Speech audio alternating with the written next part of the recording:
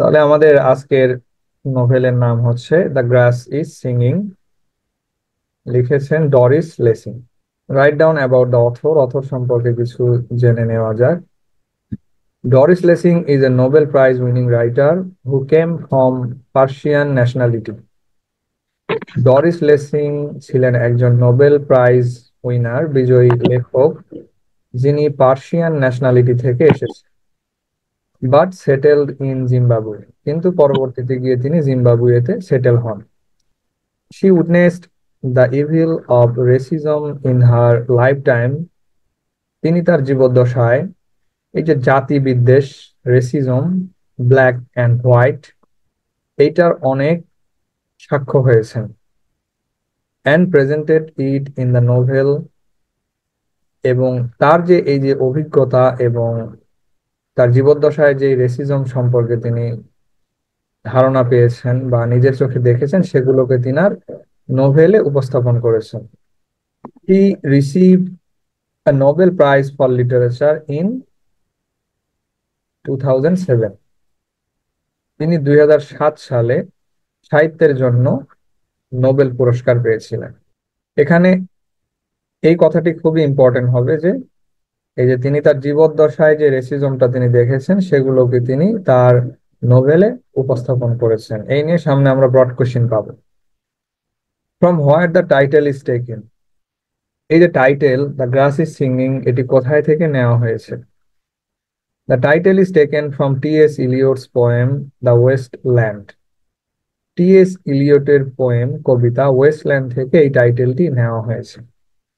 It is a psychological novel where the writer's semi-autobiography is presented to present the colonial power। এটি একটি psychological novel যেখানে লেখকের semi autobiography অর্থাৎ পুরোপুরি biography নন, নিজের জীবনের অনেক অভিজ্ঞতাই এখানে উপস্থাপন করা হয়েছে যেন কলোনিয়াল পাওয়ারটাকে বেশিভাবে উল্লেখ করতে পারেন বা বিস্তারিতভাবে উপস্থাপন করতে পারেন। এখানে অটোবায়োগ্রাফি হুবহুব জীবনের কথা না বলে সেমি অটোবায়োগ্রাফি বলা হয়েছে, আংশিক জীবন বৃত্তান্ত উল্লেখ করা হয়েছে বা উপস্থাপন করা হয়েছে। Write down about the history of Rhodesia. রোডেশিয়ার যে ইতিহাস সেইটা সম্পর্কে লিখতে বলা হয়েছে। In 1890, the British settlers arrived in South Africa। 1890 শতকের দিকে ব্রিটিশ সেটলার্সরা সাউথ আফ্রিকায় পৌঁছে বা সেখানে গিয়ে তাদের কলোনি স্থাপন করে। After that they occupied the land and named it Rhodesia. এরপরে তারা সেই জমিতে তাদের অধিকার স্থাপন করে, দখলদারিত্ব করে নেয় এবং এইটার নাম দেয় হচ্ছে Rhodesia. In 1911, they divided the country into northern and southern Rhodesia। 1911 শতকে এই সাউথ আফ্রিকাকে তারা দুই ভাগে ভাগ করে ফেলে, একটি হচ্ছে northern and southern Rhodesia. Southern Rhodesia become a self governing colony in 1923। আর যেটা সাউদার্ন রোডেশিয়া ছিল সেইটা সেলফ গভর্নিং অর্থাৎ নিজস্ব সরকার প্রতিষ্ঠিত একটি কলোনি স্থাপন করা হয়, যেটা 1923 সালে। আর Northern Rhodesia became independent in 1963 as Zimbabwe. আর নর্দার্ন রোডেশিয়া 1963 সালে স্বাধীনতা লাভ করে, আর যেটা পরবর্তীতে জিম্বাবুয়ে হয়ে যায়। In 1980 Southern Rhodesia became independent as Zimbabwe. আর 1980 সালের দিকে সাউদার্ন রোডেশিয়া আবার ইন্ডিপেন্ডেন্ট হয়ে জিম্বাবুয়ে হয়ে যায়। The setting of the novel is in Zimbabwe. আর এই পুরো গল্পের যে সেটিং সেইটা জিম্বাবুয়েকে কেন্দ্র করে করা হয়েছে। Character Mary Turner. She is the protagonist of the novel. সে হচ্ছে protagonist. She was brought up in poverty in a small town in South Africa. Mary Turner South আফ্রিকার একটি দরিদ্র পরিবারে জন্মগ্রহণ করেছেন। As a student she lived in a boarding house as she did not like her parents. পড়াশোনাকালীন বা শিক্ষার্থী থাকা অবস্থায় তিনি বোর্ডিং এ জীবনযাপন করেছেন আর এর কারণ ছিল তিনি তার প্যারেন্টস কে পছন্দ করতেন না। She hated her father for his drinking habit. তিনি তার পিতাকে ঘৃণা করতেন বা খারাপ চোখে দেখতেন তার মদ মদ্যপান করার অভ্যাসের কারণে। At the age of 16, she took a job as a typist girl. 16 বছর বয়সে তিনি টাইপিস্ট গার্লের জব নেন। She lived separately from her parents, and at the age of 30, she understood the need for marriage by the whispering of her friends. সে তার পিতামাতা থেকে আলাদা হয়ে বসবাস করত এবং 30 বছর বয়সে সে তার জীবনে বিয়ের প্রয়োজন অনুভব করে যখন তার বন্ধুরা তাকে নিয়ে কানাকানি করতো বা হুইসপারিং করতো, অর্থাৎ ফিসফিস করে কথা বলতো একে অপরের সাথে। She got married to Dick Turner. আর এরপরে সে ডিক টার্নারকে বিয়ে করে। বয়স হয়ে গেলে অনেকেই কথা বলে না যে এর বয়স এত হয়ে গেছে এখনো বিয়ে হচ্ছে না, আইবুড়ো থেকে যাবে। মেয়েদের ক্ষেত্রে আরো বেশি।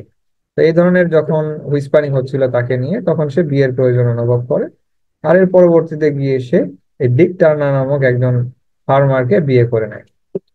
এ farmer in the Ngesi area.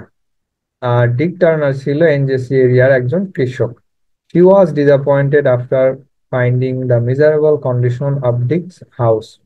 বিয়ের পরে যখন সে ডিক্সের বাসায় গেল, তার হাজবেন্ডের বাসায়, তার বাসার করুণ পরিস্থিতি দেখে এই ম্যারি হতাশ হয়ে গেল। যে আমি ভেবেছিলাম ডিক একজন ধনী লোক, সেখানে বিয়ে করে আমি আমার বাকি জীবনটা আয়েশ আরামে কাটাবো, কিন্তু তার বাসার পরিস্থিতি দেখে সে খুবই হতাশ হয়ে পড়ে। She renovated the house with her small savings. আর তার বাসার করুণ পরিস্থিতি দেখে ম্যারি টার্নার তার নিজস্ব যে সেভিংস ছিল কিছু টাকা, তা দিয়ে সেই বাড়ির রেনোভেশন করে, মেরামত করে। When her husband was sick, she took the responsibility for the farm. যখন তার স্বামী অসুস্থ হয়ে পড়ে তখন ম্যারি টার্নার তার স্বামীর যে ফার্ম ছিল সেখানকার দায়িত্ব নেয়। He was very strict with the black laborers. এই ফার্মে যারা ব্ল্যাক শ্রেণীর, কালো বর্ণের লোকেরা লেবারের কাজ করতো, তাদের প্রতি খুবই স্ট্রিক্ট ছিল।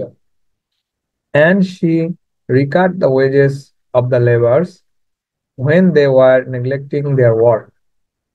আর যখন এই ব্ল্যাক শ্রমিকেরা তাদের ডিউটির অবহেলা করত, তখন ম্যারি টার্নার তাদের মজুরির যে মানে পরিশ্রমের যে স্যালারি বা মজুরি ছিল সেইটা কেটে রাখতো জরিমানা হিসেবে।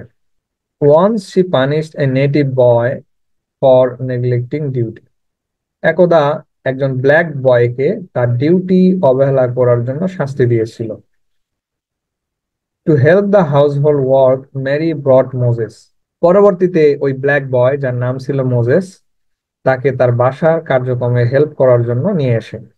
অর্থাৎ তার বাসার কাজে ওই ব্ল্যাক বয়কে, মোজেসকে নিয়োজিত করেছিল। She had a physical relationship with that boy but treated him very badly. আর বাসার এই কাজের ছেলে মোজেসের সাথে তার একটি ফিজিক্যাল রিলেশনশিপ তৈরি হয়, কিন্তু তা সত্ত্বেও এই মোজেসের সাথে সে খুব বাজেভাবে আচরণ করত। When Mary gets him away from the house on the advice of Tony, যখন সে এই টনি নামক ব্যক্তির পরামর্শ নিয়ে মোজেসকে বাড়ি থেকে ছুঁড়ে ফেলেছিল, অর্থাৎ তাড়িয়ে দিয়েছিল, the boy takes revenge on Mary by murdering her. তখন এই মোজেস নামক ব্যক্তিটি ম্যারিকে হত্যা করে তার প্রতিশোধ নিয়েছিল। অর্থাৎ তাকে যে বাসায় নিয়ে এসে তার প্রয়োজন মিটিয়েছিল ম্যারি টার্নার, কিন্তু পরবর্তীতে প্রয়োজন ফুরিয়ে গেলে তাকে বাসা থেকে ছুড়ে ফেলেছিল। আর এইটার বদলা নেওয়ার জন্য মোজেস ম্যারিকে হত্যা করে তার বদলা নিয়েছিল বা প্রতিশোধ নিয়েছিল। নেক্সট ক্যারেক্টার হচ্ছে Dick Turner. He is a poor farmer though who has no profit from his farm house. Dick Turner ছিল একজন দরিদ্র কৃষক। Though he has no profit from his farm house, যদিও তার ফার্ম থেকে কোনো লাভ পেত না। He was a widower and has grown up children but he has no physical attraction for Mary.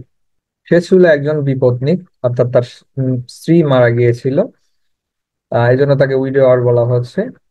Are grown up children এবং বাচ্চা জন্মদানে বা সন্তান জন্মদানে অক্ষম ছিল। But he has no physical attraction for Mary, এবং ম্যারির প্রতি তার কোনো শারীরিক আকর্ষণ ছিল না। দো ম্যারি ওয়ান্টস এ চাইল্ড, এছাড়াও বা এ সত্ত্বেও ম্যারি সন্তান চাইতো, যে তাদের অবশ্যই সন্তানের প্রয়োজন যেন দাম্পত্য জীবন সুখের হয়। Dick is indifferent to that want, আর এই যে চাওয়া ছিল ম্যারির, সন্তানের চাওয়া, এইটাতে বরাবরই উদাসীন ছিল ডিক। এরপর Tony Marston, he is the neighbour of Mary Turner, সে ছিল ম্যারি টার্নারের প্রতিবেশী। Who cast away Moses from the house, আর যেই মূলত ম্যারিকে বুদ্ধি দিয়ে ম্যারির বাসা থেকে মোজেসকে ছুড়ে ফেলেছিল। Charlie Slatter, he was a rich farmer who hates Turner, Charlie Slatter ছিলেন একজন ধনী কৃষক যিনি ডিক টার্নারকে ঘৃণা করত। He wanted the land of Dick Turner though Turner was poor, সে সবসময় ডিক টার্নারের যে জমি ছিল সেইটা পেতে চাইতো যে কোনো উপায়ে, মানে যে জমিটাতে ডিক টার্নারের ফার্ম ছিল।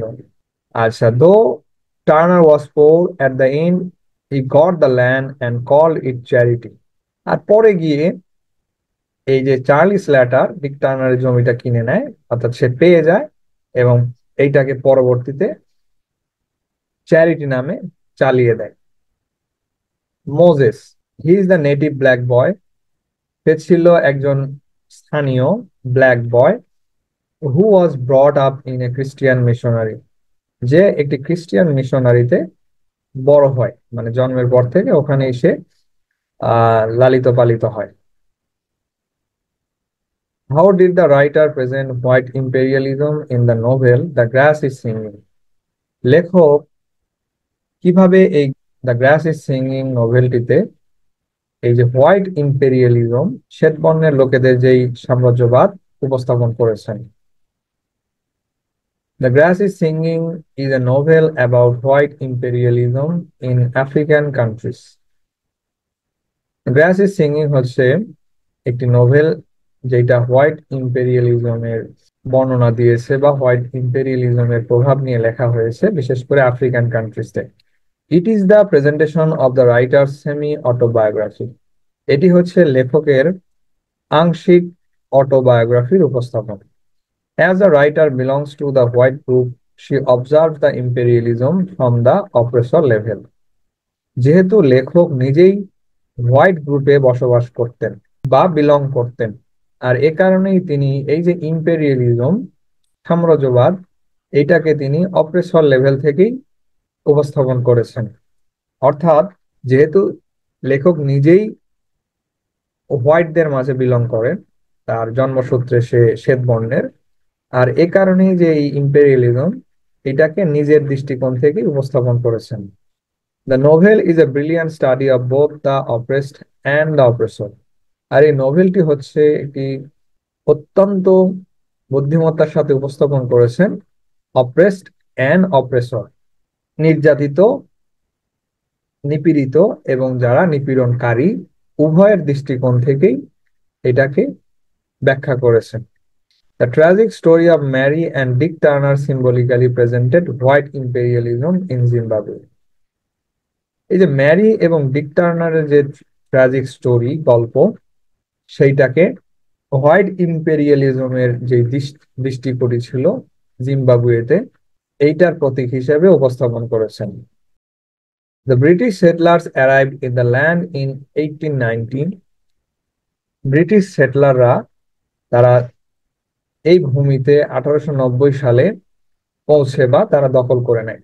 At the time, the African people resisted the invasion. আর ওই সময়টিতে আফ্রিকান লোকেরা এই ইনভাশন করে, যারা জোর জবরদস্তি করে দখল করে নেয়, তাদেরকে বিদ্রোহ করতেছিল। After Mary's upcoming Rhodesia became Zimbabwe, ম্যারির রোডেশিয়া আসার পরে ওইটা জিম্বাবুয়ে হয়ে যায়। But the evil experience of imperialism existed everywhere, কিন্তু এই যে একটি নাম চেঞ্জ হয়ে জিম্বাবুয়ে হয়ে গেল স্বাধীনতা পেয়ে, এই চেঞ্জের পরেও এই যে ইম্পেরিয়ালিজম, সাম্রাজ্যবাদ, এটা সকল জায়গায় বিদ্যমান ছিল। অর্থাৎ দেশ স্বাধীন হয়েছে, কিন্তু ইম্পেরিয়ালিজমটা রয়ে গেছে। Mary, the protagonist of the novel, represents the white group in the black dominating country. Mary যে ছিল প্রোটাগনিস্ট, বক্তা অথবা প্রধান চরিত্র, যে ব্ল্যাক ডমিনেটিং কান্ট্রিতে, অর্থাৎ যেই কান্ট্রিগুলোতে ব্ল্যাক পিপলদেরকে ডমিনেট করা হয়, শোষণ করা হয়, সেখানে সে হোয়াইট গ্রুপে অবস্থান করে, অর্থাৎ শ্বেত বর্ণের লোকেদের মাঝে সে বিলং করে। Like other white people she is cruel to blacks. অন্য অন্য শ্বেত বর্ণের লোকেদের মতো সেও ব্ল্যাকদের প্রতি নিষ্ঠুর আচরণ করে বা নিষ্ঠুর মনোভাব পোষণ করে। অ্যান্ড টর্চার্স দেম, এবং তাদেরকে টর্চার করে। She does everything from the imperialistic perspective.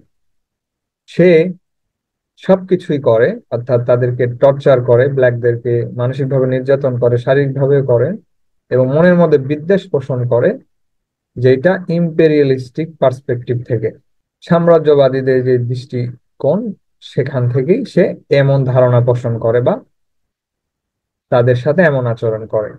As a white, they must dominate the black people and the blacks must be tortured. একজন শ্বেত বর্ণের মানুষ হিসেবে সে অবশ্যই ব্ল্যাকদেরকে কি করবে? ডমিনেট করবে, শোষণ করবে। এবং যেহেতু ব্ল্যাকরা, তারা এই অধিকার বঞ্চিত বা তারা জন্মগতভাবেই শোষিত হয়ে আসছে, আর এই কারণেই তারা নির্যাতিত হবে বা টর্চার্ড হবে। এটাই তাদের ভাগ্যের লিখন বা এটাই তাদের পাওয়া। This universal truth is presented through the treatment of Mary. আর এই চিরন্তন সত্য ম্যারির আচরণ বা ট্রিটমেন্টের মাধ্যম দিয়েই উপস্থাপন করা হয়েছে। যে ম্যারি একজন শ্বেত বর্ণের, সে ওই শ্বেত বর্ণের লোকেদের মতোই আচরণ করবে।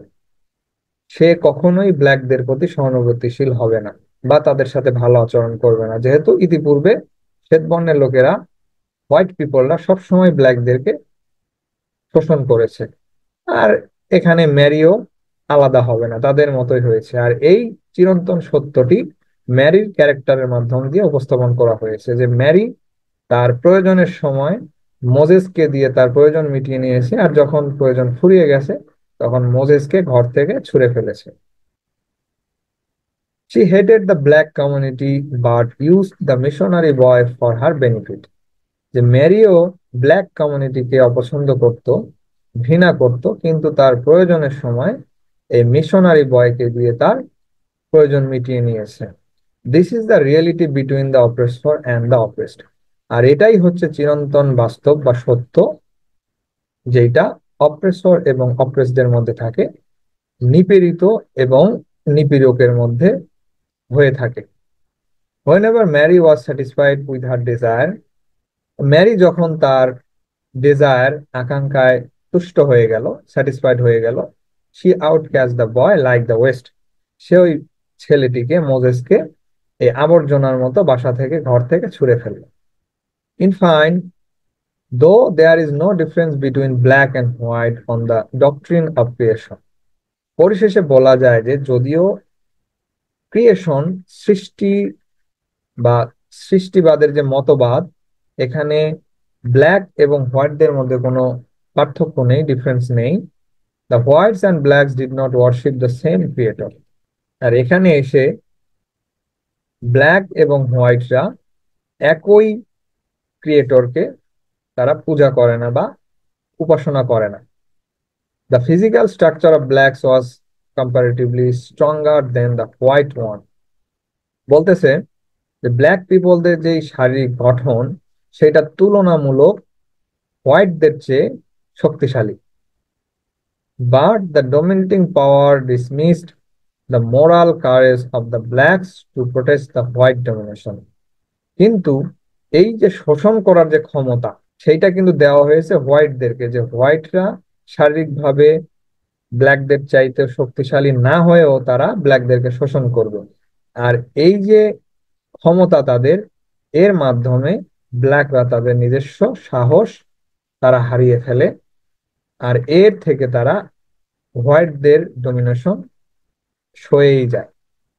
অর্থাৎ হোয়াইটদের ডমিনেশনের বিরুদ্ধে যে তারা প্রোটেস্ট করবে, এই সাহসটা তারা হারিয়ে ফেলে।